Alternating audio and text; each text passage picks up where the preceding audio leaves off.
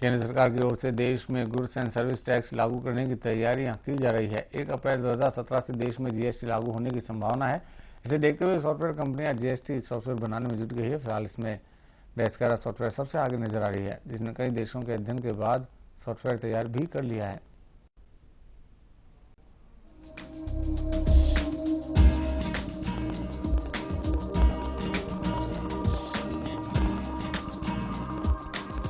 केंद्र सरकार पूरी ताकत से जीएसटी की तैयारियों में जुटी हुई है। जिस तरह से कांग्रेस सहित विपक्षी पार्टियों ने जीएसटी का समर्थन शुरू कर दिया है, उससे देखकर लगता है कि अगले साल 1 अप्रैल से देश में जीएसटी को लागू किया जा सकता है। अब यदि देश भर में जीएसटी लागू होता है तो सबसे पहले जीएसटी की गणना के लिए सॉफ्टवेयर की जरूरत होगी। इसे देखते हुए डेस्करा ने जीएसटी रेडी सॉफ्टवेयर तैयार किया है। इस सॉफ्टवेयर को तैयार करने से पहले कंपनी ने सिंगापुर, इंडोनेशिया, मलेशिया और ऑस्ट्रेलिया सहित कई देशों के जीएसटी सिस्टम का अध्ययन किया, जहां पहले से ही जीएसटी बिल लागू है। डेस्करा ईआरपी सॉफ्टवेयर, जिसके अंदर हम एक बिजनेस के सारे प्रोसेसेस को, वो ईआरपी हो, फाइनेंशियल्स हो, इन्वेंट्री हो, मैन्युफैक्चरिंग हो, सीआरएम हो, मतलब लीड्स को हैंडल करना हो, एचआर प्रोसेसेस हो या प्रोजेक्ट मैनेजमेंट हो, सभी के सभी को एक इंटीग्रेटेड सॉफ्टवेयर के रूप में प्रोवाइड करते हैं, जिससे एक सिंगल सोल्यूशन के थ्रू वो अपने सारे प्रोसेसेस को एक साथ हैंडल कर सकते हैं।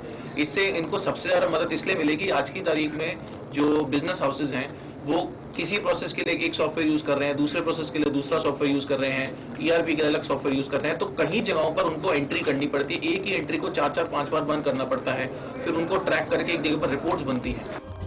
राजस्थान में करीब 3,35,000 छोटे और मध्यम उद्योग हैं, जिनमें करीब 11,000 करोड़ रुपए का कारोबार होता है। ऐसे में अब यदि 1 अप्रैल से जीएसटी लागू होता है तो सबसे पहले उन्हें सॉफ्टवेयर की जरूरत होगी। डेस्करा ने छोटे व्यापारियों और उद्योगपतियों की जरूरत को देखते हुए जीएसटी सॉफ्टवेयर तैयार किया है, जो सभी व्यापारियों के लिए समान लाभप्रद होगा।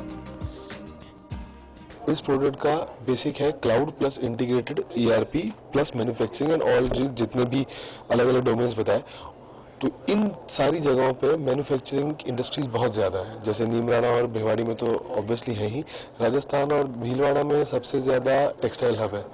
टेक्सटाइल हब की बात करूं तो आज की तारीख में देयर इज नो सॉफ्टवेयर जो कि टेक्सटाइल के सारी रिक्वायरमेंट को फुलफिल करता है।